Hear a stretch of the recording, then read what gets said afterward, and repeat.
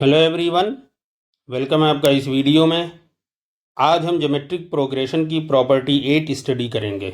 Okay, ठीक है। तो देखिए प्रॉपर्टी 8 हमारी क्या है। Product of the terms equidistance from the beginning and from the end of a finite GP is always same. ठीक है, and it is equal to the product of the first and last term. ठीक है, तो ये बात आपको समझ में आ गई। मीन्स स्टार्ट से हम जिस पोजीशन पे अगर एक टर्म ले रहे हैं, सपोज हम थर्ड पोजीशन पे ले रहे हैं, तो इंड से भी हम अगर थर्ड पोजीशन पे एक टर्म ले रहे हैं और अगर उसको मल्टीप्लाई करते हैं, तो इस तरह जो भी हम टर्म लेंगे, फोर्थ टर्म लेंगे और लास्ट फोर्थ टर्म लेंगे, उनको मल्टीप्लाई करेंगे तो उन सब की वैल्यू सेम होगी। और उनकी वैल्यू क्या होगी, वो फर्स्ट और लास्ट टर्म के मल्टीप्लीकेशन के बराबर होगी। ठीक है, तो चलिए एक एग्जाम्पल से हम इसको समझते हैं। देखिए ये हमारा एक एग्जाम्पल है। Let 1 2 4 8 16 32 and so on 10 24 are in GP then. ठीक है, अब देखिए क्या करना है हमें, पहले फर्स्ट और लास्ट प्रोडक्ट की हम वैल्यू निकालते हैं। ठीक है, तो देखिए फर्स्ट एंड लास्ट हमने इनकम को मल्टीप्लाई किया तो आंसर क्या आया, 10 24। अब हम इस तरह के बहुत सारे टर्म लेके हम इसको सॉल्व करते हैं, मतलब हम इसको देखते हैं दूसरी वैल्यू। देखिए from the beginning and from the and, यहाँ से हम सेकेंड पोजीशन का टर्म लें तो क्या है, सेकेंड पोजीशन का टर्म 2। तो हमें लास्ट से भी सेकंड पोजीशन का टर्म लेना है, उसकी वैल्यू क्या है 5.2। और इनको हम मल्टीप्लाई कर रहे हैं तो क्या आंसर आ रहा है 10 24। इसी तरह अगर हमने थर्ड पोजीशन ले ली या फोर्थ पोजीशन ले ली, चलिए फोर्थ हम ले रहे हैं। फोर्थ पोजीशन हमारी क्या है 8। अब यहाँ से ही फोर्थ पोजीशन लीजिए 1 2 3 4, this is 128 and this is equal 10 24। Fifth position लीजिए 1 2 3 4 5, फिफ्थ पोजीशन हमारा है 16 और इधर से फिफ्थ पोजीशन 1 2 3 4 5 64। ओके, तो इसकी वैल्यू भी क्या आएगी 10 24।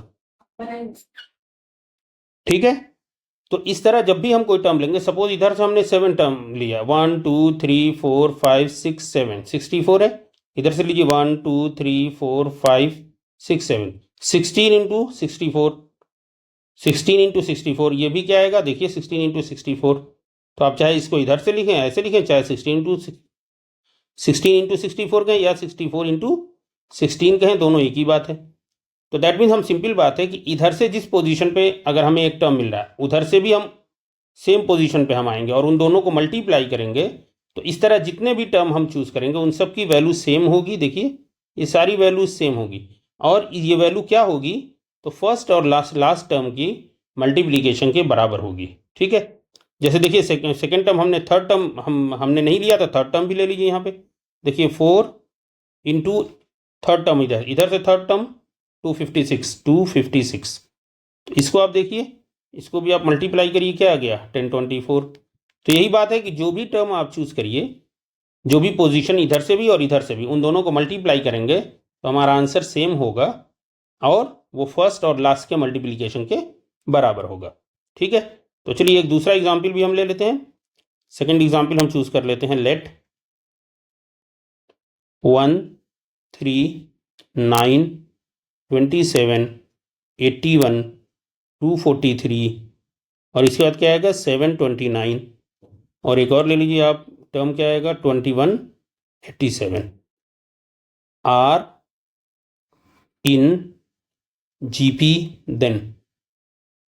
अब अगर ये जीपी में है तो फिर हम वही चीज़ हम चेक कर रहे हैं। देखिए कोई भी आप लीजिए, फर्स्ट और लास्ट टर्म को पहले मल्टीप्लाई करिए, first into last, this is 2187। अब आप कोई भी टर्म उठाइए, सपोज थर्ड टर्म आपने उठा लिया, थर्ड टर्म क्या है हमारा 9 from the beginning, from the last third term 1 2 3, third term 243। इसको मल्टीप्लाई करिए, आपका आंसर क्या आएगा 2187। आप फर्स्ट टर्म इधर से उठाइए, फोर्थ, फोर्थ हमारा क्या है 27, लास्ट से फोर्थ उठाइए 1 2 3 4 81, इसको मल्टीप्लाई करिए, आंसर 2187। आप सेकेंड टर्म उठा लीजिए, सेकेंड टर्म हमारा है 3, लास्ट से सेकेंड टर्म उठाइए 729, इसको मल्टीप्लाई करिए 2187।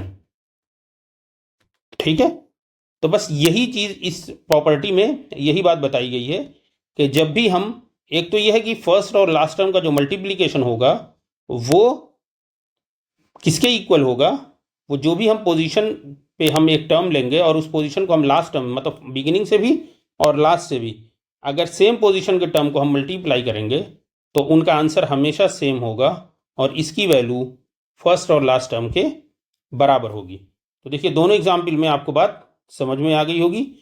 अब यहाँ पे देखिए आपका, आप ऐसे कह सकते हैं कि ये 1 2 3 4 5 6 7 8 9 10 11 12 कितने टर्म है, 1 2 3 4 5 6 7 8 9 10 11 टर्म है।